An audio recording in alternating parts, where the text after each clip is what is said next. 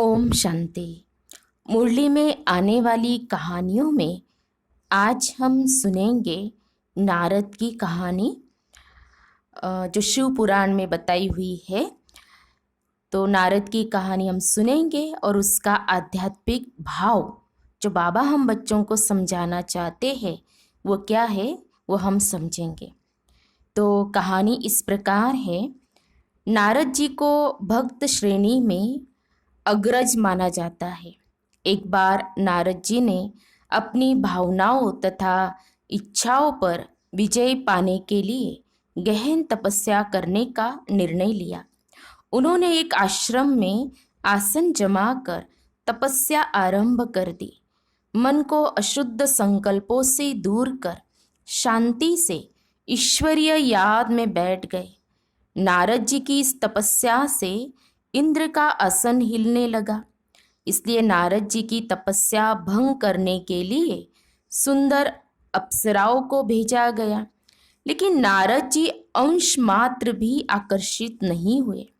जब नारद जी ने महसूस किया कि वे अपनी कामनाओं और इच्छाओं पर पूरा नियंत्रण पा चुके हैं, तब उन्होंने अपनी तपस्या को पूरा किया। तपस्या की सिद्धि से गर्वित नारद जी अपनी सिद्धियों को त्रिमूर्ति ब्रह्मा विष्णु शंकर को बताने के लिए निकले। जब वे त्रिमूर्ति से मिलकर वापस आ रहे थे, तब देवताओं ने नारद जी की परीक्षा लेनी चाहिए। देवताओं ने नारद जी के मार्ग में स्वर्ग से भी सुंदर, अति सुंदर शहर रचा।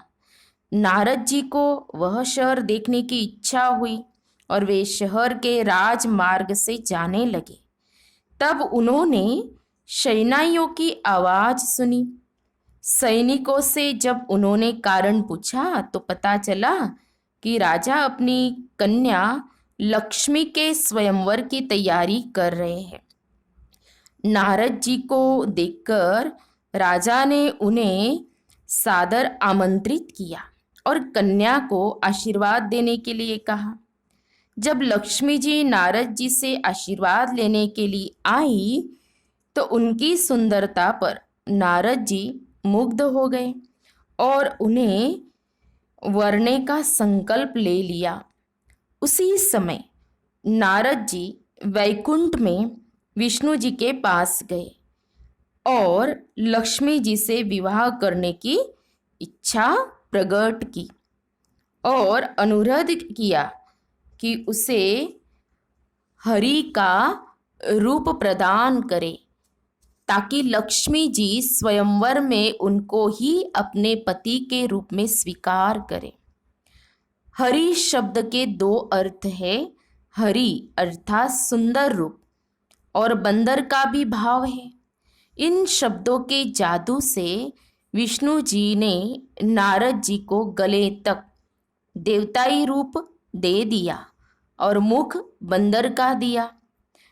नारद जी, जिनको यह पता नहीं था, बंदर जैसा मुंह, लेकिन तुरंत सभा में प्रवेश हुए। नारद जी बहुत प्रसन्न हो रहे थे कि लक्ष्मी जी जरूर उनको ही चुनेंगे। लक्ष्मी जी हाथ में माला लेकर चल रही थी। जब वह नारद जी के निकट आई तो बंदर जैसा चेहरा देख उन्हें बहुत ही आश्चर्य हुआ। नारद जी इसी सोच में थे कि अब लक्ष्मी जी उन्हीं को ही वरमाला पहनाएगी। लक्ष्मी जी ने उनकी ओर से हटकर विष्णु जी को अपना वर चुना।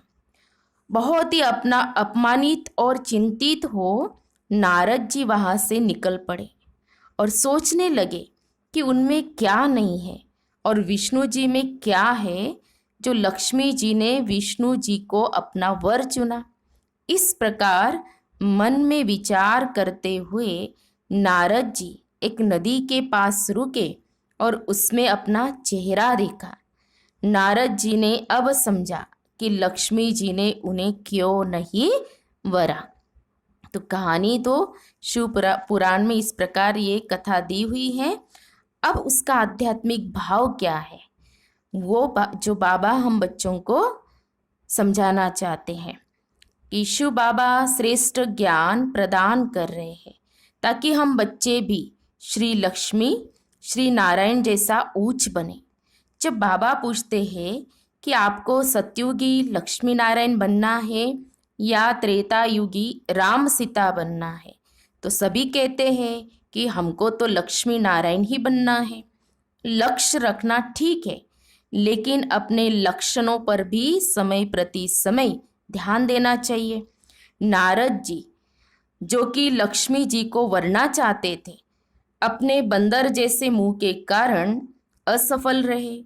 इसी प्रकार हम में भी अगर बंदर जैसे गुण अर्थात चंचलता और अस्थिरता होंगी तो हम भी सतयुग में उच्च पद को प्राप्त नहीं कर सकते।